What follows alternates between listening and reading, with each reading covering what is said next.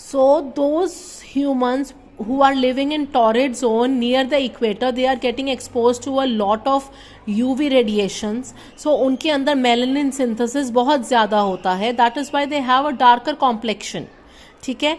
अब आप कहोगे कि मैम कुछ ह्यूमंस जो इंडियंस जो चले जाते हैं या जो यूके बेस्ड होते हैं, यूएस बेस्ड होते हैं, वो वहाँ पे उनके बेबीज प्रोड्यूस होते हैं, तो वो तो सारे के सारे डार्क स्किन्ड होते हैं. अगर पेरेंट्स डार्क स्किन्ड है तो वो न्यू बेबीज जो हैं वो फेयर क्यों नहीं प्रोड्यूस हुए? बिकॉज 20% रोल आपका इस मेलानिन सिंथेसिस का है, बाकी 80% जो स्किन कलर दैट का रोल होता है दैट इज ऑफ जेनेटिक्स. आपकी जेनेटिक्स, आपकी जीन्स डिसाइड करती हैं कि आपका बॉडी कलर क्या होगा.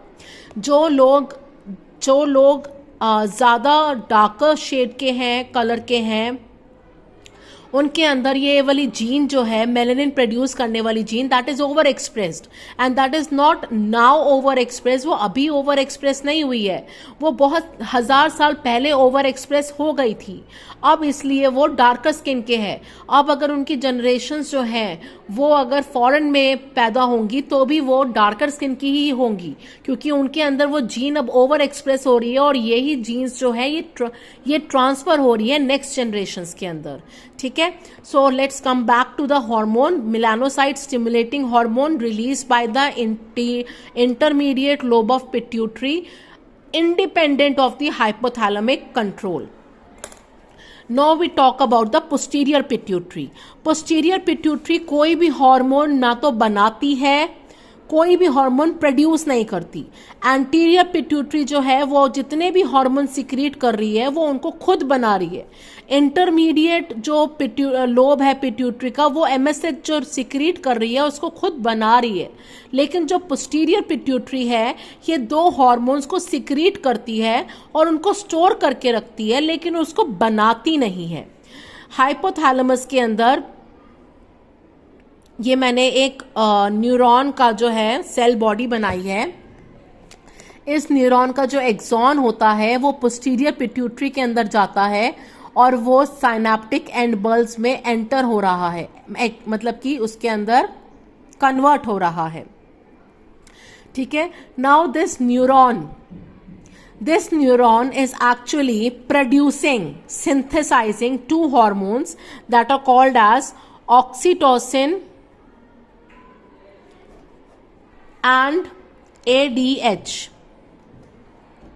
इस ADH का फुल फॉर्म होता है anti diuretic hormone.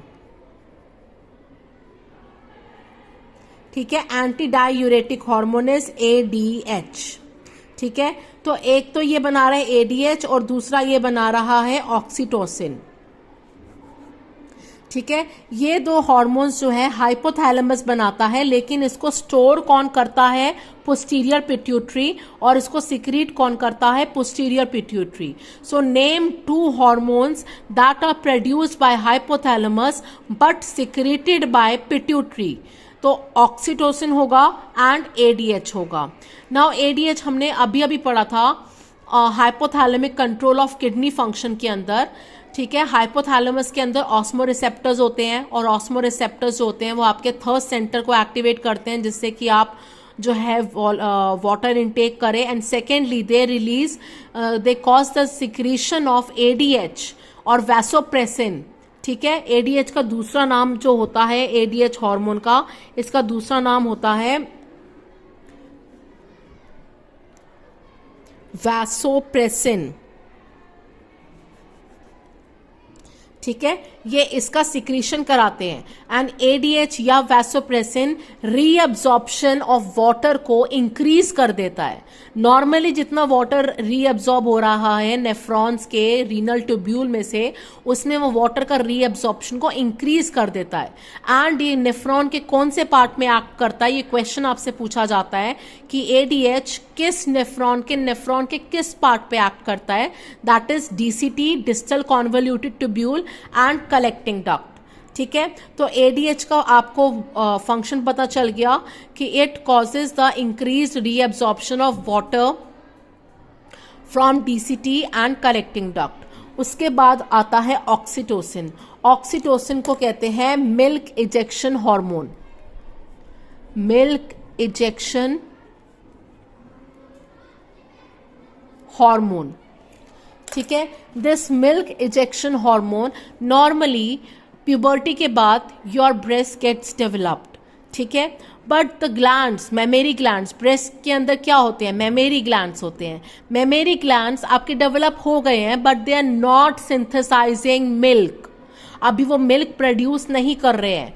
And milk को प्रोड्यूस करने वाला जो हार्मोन होता है जो मेमेरी ग्लैंड से मिल्क का प्रोडक्शन कराता है वो होता है आपका प्रोलैक्टिन, ठीक है। प्रोलैक्टिन आपका मिल्क प्रोडक्शन कराएगा। देखो, प्रोडक्शन कराना is different and secretion release कराना इज डिफरेंट। प्रोडक्शन मिल्क का कराता है प्रोलैक्टिन, लेकिन निपल से आपका मिल्क का सिक्रीशन कौन कराता है, ऑक्सीटोसिन। इसलिए इसे कहते हैं मिल्क इजेक्शन हार्मोन, ठीक है। सो पोस्टीरियर पिट्यूटरी में दो हार्मोन स्टोर्ड होते हैं और रिलीज होते हैं, वो होते हैं एडीएच एंड ऑक्सीटोसिन, लेकिन उसको बनाता है हाइपोथैलेमस, ठीक है। अब हम पढ़ते हैं, let's talk about a direct control of how hypothalamus is acting on pituitary and how pituitary is acting on the target organ। क्योंकि जो हॉर्मोन्स होते हैं वो डायरेक्टली ब्लड में रिलीज होते हैं, ब्लड में सर्कुलेट करते करते वो बॉडी के सारे पार्ट्स में जाते हैं, बट दे नो एक ऑर्गन है टारगेट ऑर्गन जिसपे उनको एक्ट करना है और जिससे जिसको उनको मैसेज प्रोवाइड करना है, that is called as a target organ, ठीक है। So every hormone has its own target organ. एक हार्मोन जैसे एक एंजाइम के लिए एक सबस्ट्रेट फिक्स्ड होता है, वैसे ही एक हार्मोन के लिए उसका टारगेट ऑर्गन फिक्स होता है, ठीक है। नाउ लेट्स सपोज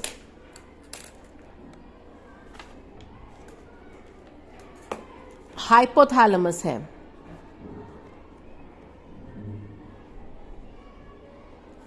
हाइपोथैलेमस ने रिलीज किया TRH। नाउ RH है तो हाइपोथैलेमिक हार्मोन है।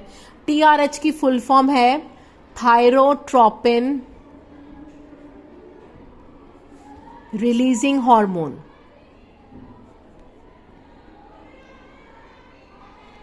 ठीक है। ये थायरोट्रोपिन रिलीजिंग हार्मोन गया पिट्यूटरी के पास, इसने पिट्यूटरी को स्टिमुलेट किया, this plus sign is for stimulation. इसने पिट्यूटरी को स्टिमुलेट किया और पिट्यूटरी ने फिर रिलीज किया TSH। SH मतलब पिट्यूटरी का हार्मोन। TSH की फुल फॉर्म होती है थायराइड स्टिमुलेटिंग हार्मोन, ठीक है। अब ये TSH जो है ये ब्लड में रिलीज हुआ, ये TSH अपने टारगेट ऑर्गन के पास जाएगा और इसका टारगेट ऑर्गन जो है that is thyroid organ, thyroid gland. अब ये TSH जो है ये थायराइड ग्लैंड को स्टिमुलेट करेगा और थायराइड ग्लैंड अपने हार्मोन्स को रिलीज करेगा और इसके दो हार्मोन होते हैं T3 एंड T4, ठीक है। नाउ T3 एंड T4 की फुल फॉर्म देखते हैं। T3 is triiodothyronine and T4 is tetra iodothyronin, ठीक है। T4 का एक दूसरा नाम भी होता है thyroxine, okay. Now T3 and T4 को ये रिलीज करा देगा। तो हाइपोथैलेमस ने क्या किया, थायरोट्रोपिन रिलीजिंग हार्मोन को रिलीज किया, उसने स्टिमुलेट किया पिट्यूटरी को, पिट्यूटरी ने रिलीज किया TSH, इसने स्टिमुलेट किया थायराइड ग्लैंड को, थायराइड ग्लैंड ने T3 एंड T4 रिलीज किए, ठीक है। नाउ थायराइड ग्लैंड का अगर हम स्ट्रक्चर पढ़े, क्योंकि आपकी NCERT में वो लिखा हुआ है, तो थायराइड ग्लैंड का अगर हम टीएस ट्रांसफर सेक्शन अगर हम करते हैं तो हमें इसके अंदर बहुत सारे फॉलिकल्स दिखाई देते हैं। हमें क्या दिखाई देते हैं? फॉलिकल्स। इन फॉलिकल्स के अंदर सेल्स होते हैं।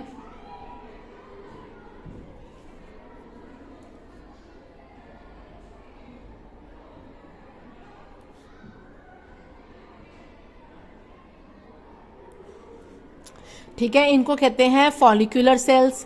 Now these follicular cells they secrete T3 and T4. They secrete T3 and T4 in the lumen of the follicles. ठीक है, lumen of the follicles में सिक्रीट करते हैं ये। ठीक है, अब इस फॉलिकल्स के बाहर का जो रीजन है that is called as interstitium.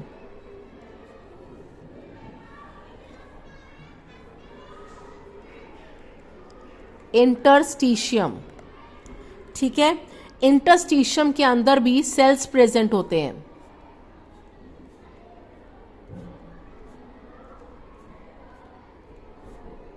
ठीक है, इन सेल्स को बोला जाता है सी सेल्स और para follicular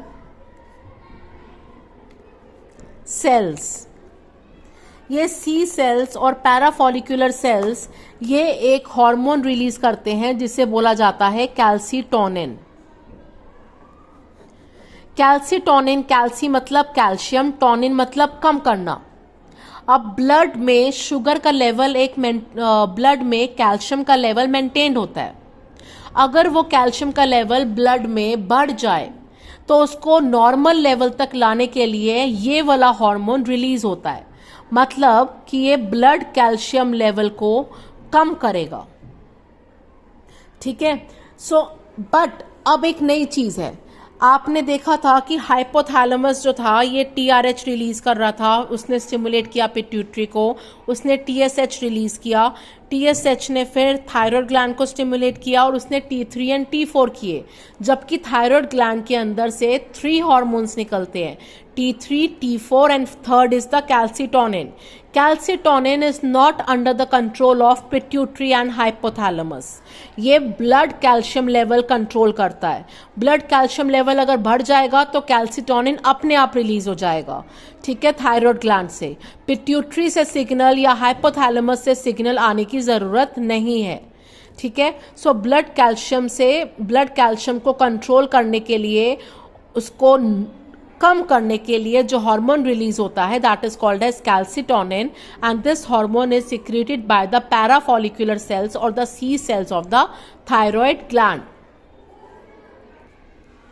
now we talked about thyroid gland. ठीक है, थायराइड ग्लैंड के सी सेल्स जो होते हैं कैल्सीटोनिन रिलीज कर रहे हैं, and this hormone is not under the control of pituitary and hypothalamus. Similarly एक और ग्लैंड होता है जिसे हम कहते हैं पैराथायरॉयड ग्लैंड। Parathyroid glands. ठीक है, ये जैसे कि आपके थायराइड ग्लैंड जो होता है वो आपका 2 लोब्स का होता है। ठीक है, 2 लोब्स ऑफ थायराइड ग्लैंड। ठीक है, इसके बैक साइड पे हर लोब पे 2 पैराथायरॉयड ग्लैंड्स होते हैं, मतलब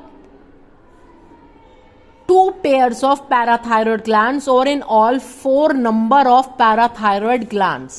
ठीक है, ये पैराथायरॉयड ग्लैंड्स एक हार्मोन प्रोड्यूस करते हैं जिसे हम कहते हैं PTH, पैराथॉर्मोन। पैराथॉर्मोन या पैराथायरॉयड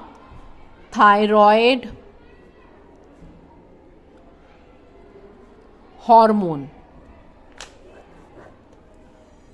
ठीक है, दिस पैराथॉर्मोन और पैराथायरॉयड हार्मोन, ठीक है, या PTH, इसका काम होता है कि अगर blood calcium level normal level से कम हो गया है तो उसको बढ़ाना।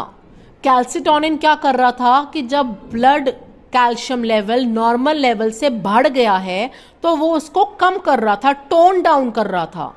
पैराथॉर्मोन अपोजिट काम करता है, ये ब्लड कैल्शियम को बढ़ाता है, ठीक है। So it increases blood calcium, ठीक है।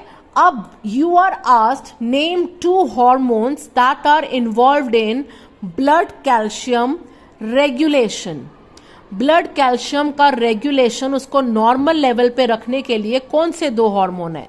एक तो कैल्सिटोनिन और एक आपका पीटीएच, एंड दोनों ही हाइपोथैलेमस या पिट्यूटरी के कंट्रोल के बाहर होते हैं।